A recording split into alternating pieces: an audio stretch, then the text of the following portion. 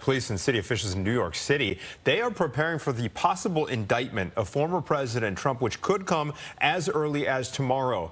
Trump has asked his supporters to, quote, protest, but it's not clear if they'll remain peaceful or if we'll see a replay of the January 6th riot. This case all surrounds an alleged hush money payment during the 2016 presidential election made to adult film star Stormy Daniels, who claims that she had an affair with Trump. Republicans have largely decried the investigation as politically motivated. Even some of Trump's potential rivals in the 2024 race are coming to his defense.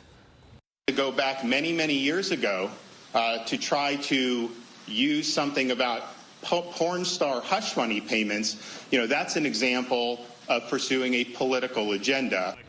And Trump's attorney says he will surrender if the Manhattan DA decides to press charges. Trump, who has already declared his candidacy for 2024, has vowed to continue campaigning no matter what happens. North Central College professor Stephen Caliendo joining us now. And professor, explain how a Trump indictment would have a huge political and national implication.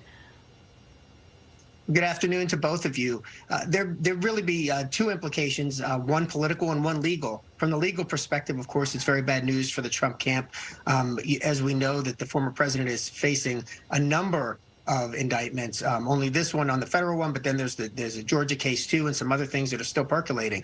This is the least serious of them, but it would be the first shoe to drop. Politically, though, we know that the president is still rather popular among Democratic circles, among his base Republican circles, and as such, as the front runner in the Republican presidential primary, he does stand to gain if it's perceived as a political move. Okay, now the president has vowed that he will keep on campaigning regardless of an indictment. Run us through how that could be possible when it comes to these kinds of charges. How would he do that in that circumstance? Well, these aren't the kind of charges that he would have to stay in jail until without bond. He would come in probably, hopefully, if he's wise, to go on his own accord and not wait to be arrested and be fingerprinted and ID'd and so forth, and then wait till further things happen. But he has time to continue to raise money. In fact, he may raise money off of this indictment, and I think there's an expectation that will happen. The question is what visuals will be available if it happens tomorrow for him to be able to do that. So under what circumstances would he be banned from running for president?